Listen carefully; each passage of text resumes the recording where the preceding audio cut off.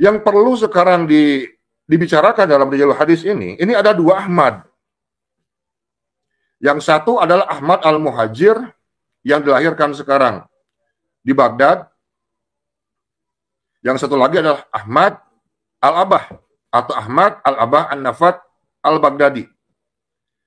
Umur keduanya hanya berbeda 5 tahun. Yang menarik, baik sekarang Ahmad al-Muhajir versi Ba'alawi dan Ahmad al-Abah yang berada di Baghdad ini memiliki silsilah yang sama. Bin Isa Ar-Rumi bin Muhammad An-Naqib. Apakah sekarang Said Isa Ar-Rumi memiliki sekarang 2 istri dengan 2 putra sekarang yang sama-sama namanya Ahmad? Atau bagaimana? Ubaidillah. Nah, sosok Ubaidillah, kira-kira perbandingannya bagaimana nih, Pak Kiai? Ya, kalau dalam ilmu rijalul hadis, Ubaidillah itu ya jelas tidak ada. Karena anaknya Ahmad al-Abad cuma 3. Muhammad, Ali, sama Husain. Ubaidillah itu nggak ada. Karena ini sudah saya cek satu dari mulai Abdullah, Abdillah, Ubaidillah, Ubaidullah bin Ahmad bin Isa itu tidak ada. Itu saya ngecek itu kurang lebih 50 kitab itu. Pak Yusuf itu nggak main-main. Jelas terputus, tidak bisa disambungkan. Karena apa? Baik sekarang Imam Ahmad al-Muhajir dan Imam Ubaidillah bin Ahmad dua-duanya dalam ilmu ini orang yang tidak pernah terkonfirmasi dari mulai kitab abad ke-3 sampai abad ke-10, 700 tahun. Tidak ada sama sekali. Langsung ke Kiai Alawi. Kiai Alawi, Kiai Alawi adalah pengkaji ilmu rijalul hadis dan nasab Ba'alawi dari pendekatan rijalul hadis. Apa yang Anda temukan, Kiai, tentang sosok Ubaidillah bin Isa ini ketika mengaduk-aduk atau membongkar kitab-kitab atau risalah-risalah di era itu? Apakah Anda menemukan sesuatu? Silakan, Kiai. Sebelum kita membahas Ubaidillah bin Ahmad, saya ingin membahasnya dari bapaknya dulu. Dari Ahmad. Oke, iya. Atau Ahmad bin Isa Ar-Rumi bin Muhammad An-Naqib. Di sini ada kesimpang siuran sejarah antara Ahmad al-Muhajir dan Ahmad al-Abah. Kalau kita bicara sekarang targetnya adalah rijalul hadis, sosoknya perawi sebagai seorang reporter, seorang informan yang mengumpulkan berbagai informasi. Sebetulnya ada beberapa nama ini yang beredar. Yang pertama, Ahmad al-Muhajir bin Isa. Ahmad bin Isa. Ahmad bin Isa bin Muhammad. Ahmad bin Isa bin Muhammad An-Naqib. Ahmad al-Abah al-Baghdadi. Ahmad al-Abah al-Baghdadi. Ahmad al-Basri. Ahmad an-Nafat. Dalam ilmu rijalul hadis, sudah umum bila seseorang sekarang memiliki banyak nama, lazim dikatakan sebagai mukhtalifun, katsiran jiddan, alias pembohong, pendusta. Artinya orang yang dimaksud itu tidak memiliki eksistensi atau majhul, bisa sebut majhul, tidak dikenal, tidak ada. Kenapa? Bagaimana mungkin kita bisa membuktikan sebuah eksistensi bila ia sendiri tidak eksis? Nah, sebagaimana keyakinan atau klaim yang dipegang kuat dari klan Ba'alawi, bahwa Ahmad al-Muhajir ini memiliki gelar Imam Mustahid. Wih, luar biasa.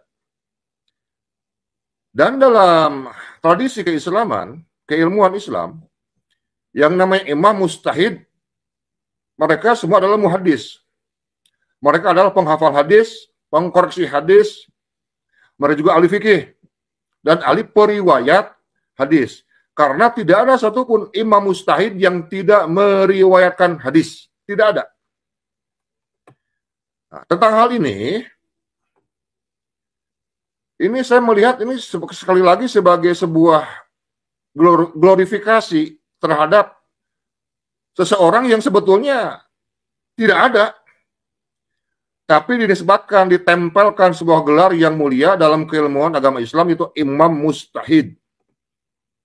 Nah, sekarang kita lihat versi Ba'alawi bahwa yang namanya Ahmad bin Isa ini dalam berbagai manakib kelahirannya ini banyak.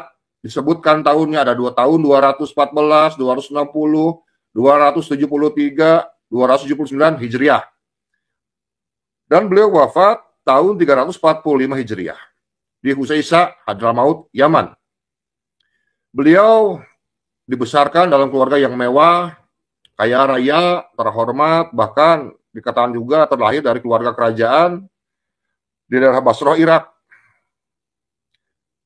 Namun, Imam Ahmad al-Muhajir memutuskan hijrah dari Irak, manakala negeri 1001 malam tersebut dianak fitnah dan dari gerakan Karamitah yang sangat hebat dan dahsyat. Demi menyelamatkan akidah anak cucunya, sedangkan limpahan harta benda yang begitu banyaknya ditinggalkan begitu saja. Kemudian pergi menuju Madinah, kemudian Mekah, kemudian berkeliling di Yaman dan akhirnya menetap di Hadramaut. Dari sini kemudian beliau dikenal sebagai Imam Mujtahid. Sejak kecil, Imam Ahmad ini tumbuh dalam asuhan dan didikan kedua orang tuanya dalam lingkungan keluarga yang penuh dengan keilmuan, kemuliaan, serta keistimewaan. Dan beliau ini mengais berbagai disiplin keilmuan, seperti ilmu hadis, ilmu tafsir, ilmu sastra, sejarah, dan lain sebagainya. Dari pembesar-pembesar ulama yang hidup di zaman itu, tepatnya di kota Basrah, di mana beliau dilahirkan dan dibesarkan. Salah seorang klan Ba'alawi yang bernama Habib Abdurrahman bin Ubaidillah As-Saqaf menegaskan bahwa Imam Ahmad al-Muhajir bukanlah seorang Sunni Syafi'i dalam bidang fikih.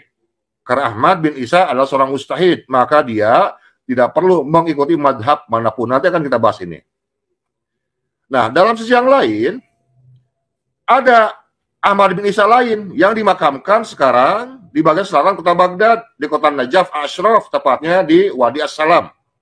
Beliau wafatnya tahun 305 Hijriah, atau berbeda 5 tahun dengan Ahmad al-Muhajir versi Ba'alawi. Beliau disebut dengan An-Nafat, ahli dalam perminyakan. Ya, baca saja sebagai minyak bumi bahan bakar, atau beliau ini sebetulnya adalah pengusaha ekspor-impor gula minyak. Secara keilmuan, beliau memang bukan seorang alim ulama, bukan seorang mujtahid, hanya seorang pengusaha yang alim. Yang perlu sekarang dibicarakan dalam Rijalul Hadis ini ada 2 Ahmad. Yang satu adalah Ahmad al-Muhajir yang dilahirkan sekarang di Baghdad. Yang satu lagi adalah Ahmad al-Abah atau Ahmad al-Abah an-Nafat al-Baghdadi. Umur keduanya hanya berbeda 5 tahun. Yang menarik, baik sekarang Ahmad al-Muhajir versi Ba'alawi dan Ahmad al-Abah yang berada di Baghdad ini memiliki silsilah yang sama. Bin Isa Ar-Rumi bin Muhammad An-Naqib. Apakah sekarang Said Isa Ar-Rumi memiliki sekarang 2 istri dengan 2 putra sekarang yang sama-sama namanya Ahmad? Atau bagaimana? Karena setelah ditelusuri ternyata yang betul hanya satu, yaitu Ahmad al-Abah al-Baghdadi yang dimakamkan sekarang di Najaf. Dan beliau adalah seorang Syiah, Imamiyah. Kita buatkan analisanya sekarang begini. Bila semua kitab dan kesaksian menyebutkan bahwa Syahid Ahmad al-Abah dimakamkan sekarang di Najaf, lalu siapakah yang dimakamkan di Hadramaut? Logikanya, tidak mungkin orang yang sama punya kuburan lebih dari 1, kecuali yang satu asli dan yang satu palsu. 2. Said Ahmad al-Abah an-Najafi adalah pengikut mazhab Syiah yang dimakamkan mendekati makam datuknya Sayyidina Husain di Karbala. Jadi mustahil beliau dimakamkan di Hadramaut. Kemudian, jika Ahmad al-Muhajir yang sedari kecil dididik dan dibesarkan dalam suasana keagamaan Sunni yang kental, sebagaimana dalam riwayat keluarga kelompok Ba'alawi, banyak mengakui bahwa beliau ini bermadhab Sunni Syafi'i. Lalu mengapa tidak ada catatan siapa gurunya? Mengingat beliau adalah seorang bangsawan dari keluarga kaya raya di Basrah waktu itu. Yang keempat, lalu mengapa juga tidak ada sejarawan di zamannya yang menuliskan bahwa Ahmad al-Muhajir berguru kepada Syekh Anu dan Syekh Anu? Padahal katanya Imam Ahmad Al-Muhajir kecil ini mengais berbagai disiplin ilmu. Seperti tadi, ilmu hadis, ilmu tafsir, ilmu fikih, sastra, sejarah, dan lain sebagainya. Dari pembesar-pembesar ulama di zaman itu. Kelima, dengan berbagai ilmu yang diterima oleh Ahmad Al-Muhajir yang dilahirkan dan dibesarkan dari keluarga bangsawan dan kaya raya di Basra waktu itu,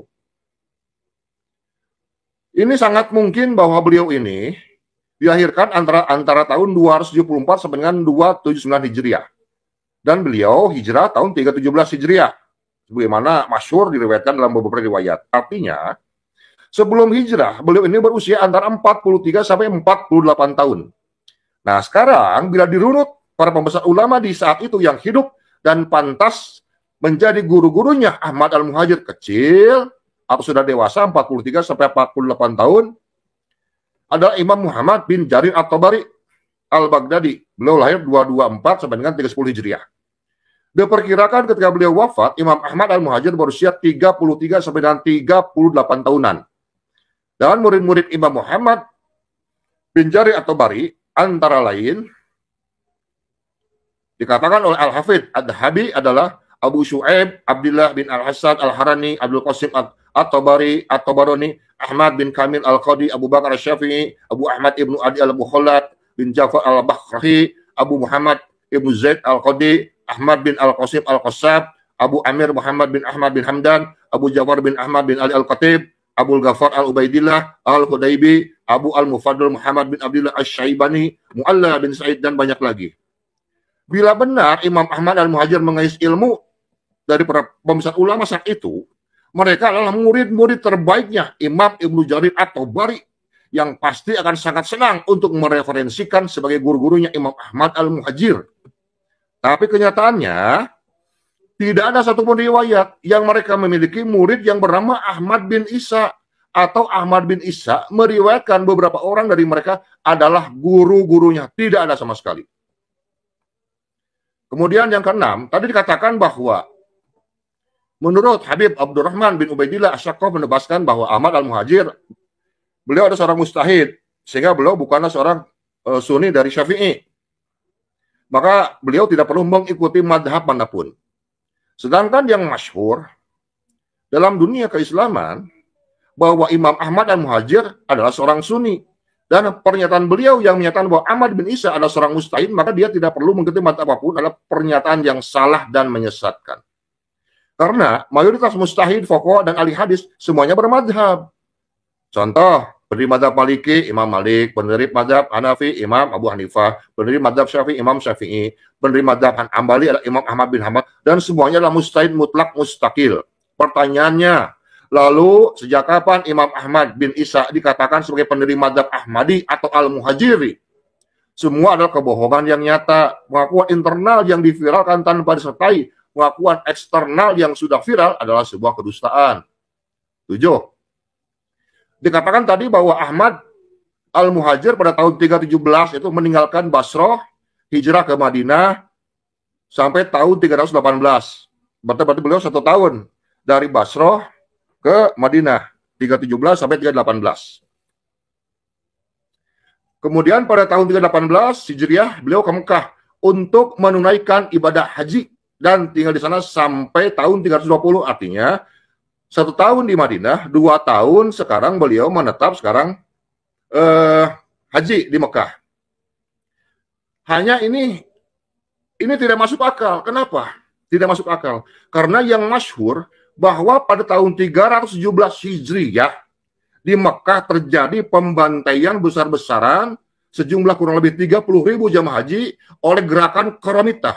Maka tidak mungkin sekarang, ketika sekarang Imam Ahmad Al-Muhajir dari Basrah 317, kemudian beliau berangkat ke Madinah, berangkat lagi sekarang ke Mekah, yang waktu itu masih dikuasai secara penuh oleh gerakan radikal dari sekte Syiah Ismailiyah dengan mengatakan yang menyatakan dirinya sebagai gerakan Qaramitah. Ini sulit dipercaya. Ada 2 riwayat yang bertentangan. Karena mustahil, karena kan beliau mengatakan bahwa beliau pergi itu kan dengan anak istrinya, berikut 70 orang pembantunya untuk menyelamatkan akidah sunninya.